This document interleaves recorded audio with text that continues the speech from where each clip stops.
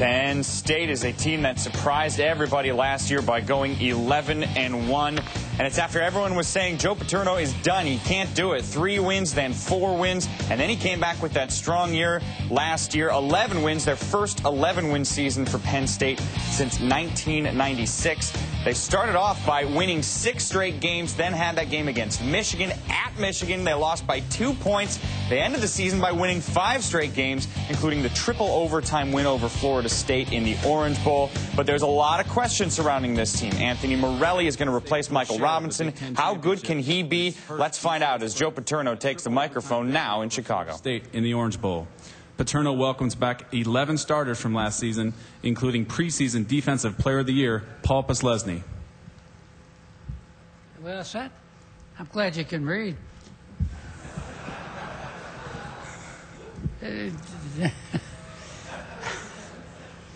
It's nice to see everybody, and I feel a little better this year than I did last year when I came up here before everybody. So I'm not sure what kind of opening remarks would be appropriate at this time.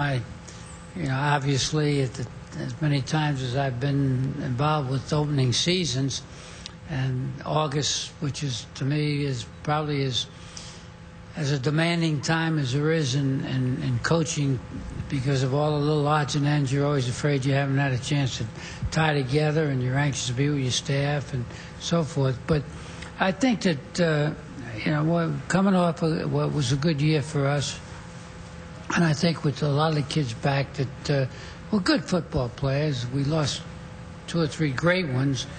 I think Michael Robinson was as good a football player as good a college football player, and had as much of an impact on a football team as anybody I ever coached in all the years I've been around. Thank God we have Paul Posluszny back, and Levi Brown will be here to visit with you folks today. So we got some kids back, but we've lost a couple of kids that are great players, and I think overall we're anxious to get started, see what happens, and let's open it up. Question over here on the right. Joe, I know you talked to Pat Fitzgerald when he got the job at Northwestern. I just wondered what advice you may have given him, or how that conversation went, and how he'll do there. Well, Pat called me, and he said he was calling a lot of coaches around just to try to get some impact, or not impact, but input as to, what advice we could give him. It's very difficult to give anybody in coaching advice. At least I'm reluctant to do it. We played against Pat. He was a fierce competitor.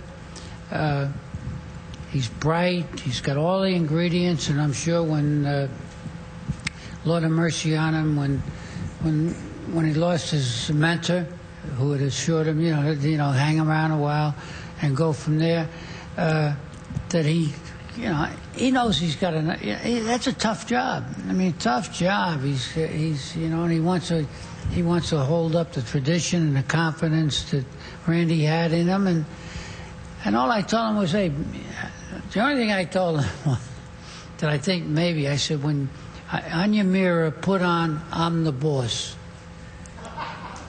When you're going, because it's not like the old days. You're gonna have to hurt somebody's feelings. You're gonna have to do some things that, all right. But you're the boss, and have confidence that you're gonna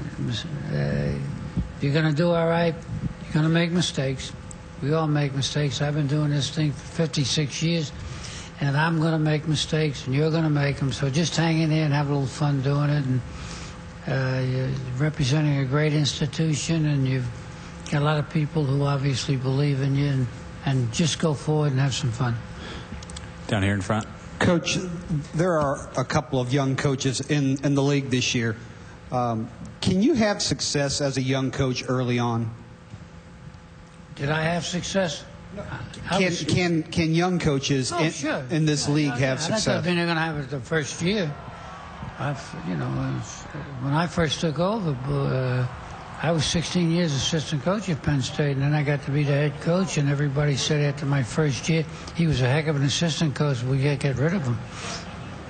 We were 5-6 we were 5-5 my first year, and lost the first game in the worst football game probably ever played in a Division 1A game.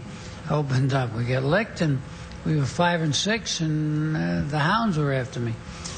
But you got to believe in yourself, and you got to believe that thank God I had a great staff, and so I don't think there's any. If it'll work out. It's not going to be easy for anybody. There are young coaches, and thank goodness there are. They add something to the league, new ideas, new concept. They make you hustle a little bit more recruiting because they're anxious to get on with it and catch up to some other people. So I think that's good. But they're not gonna. It's not gonna be all easy. They're going to have ups and downs. They just got to have enough confidence in themselves that eventually it'll work out, and they'll get a little feeling for themselves that they can just about handle anything. I got cocky after 3-4 years. I got uncocky after 4 or 5 years. Then I got cocky again. That's the way coaching is. Over here on the left, red shirt. Joe, a lot of veteran quarterbacks in this league this year. You don't have one. When you've had a rookie quarterback and he's done well, have there been any common denominators? In all the quarterbacks in the league? When you've had a rookie quarterback and it's worked out for you, he's done well, has anything been true about those situations? Well, the one we have now isn't quite the rookie that we've had. We had Saka when he was a true freshman, and unfortunately we didn't do a very good job with him because I had not had any experience with a guy that really hadn't had much background as far as college was concerned. I think we got a good quarterback. I think the league has got a lot of outstanding quarterbacks.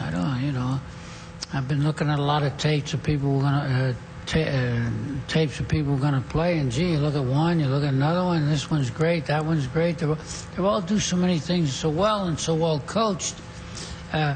We just got to have a little patience with the guy we have. He's got a lot of talent. We're comfortable with what his potential is. Hopefully we don't have to rush him along too quickly. Please raise your hand if you have a question down here in front.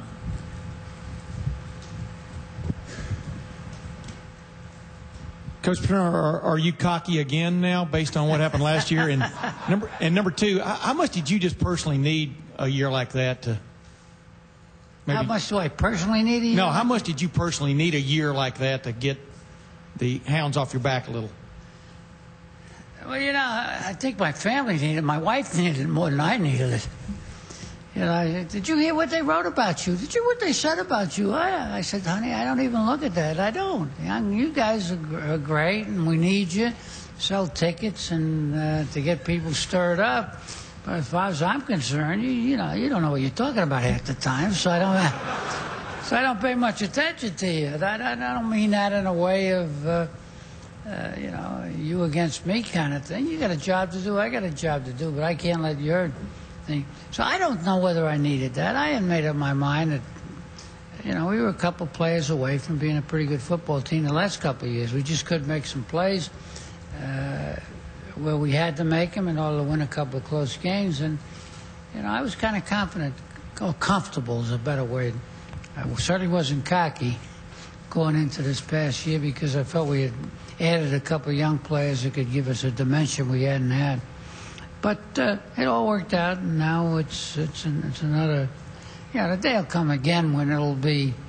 I'm over the hill. He's getting too old. He's decrepit. But we'll see what happens. Any more questions?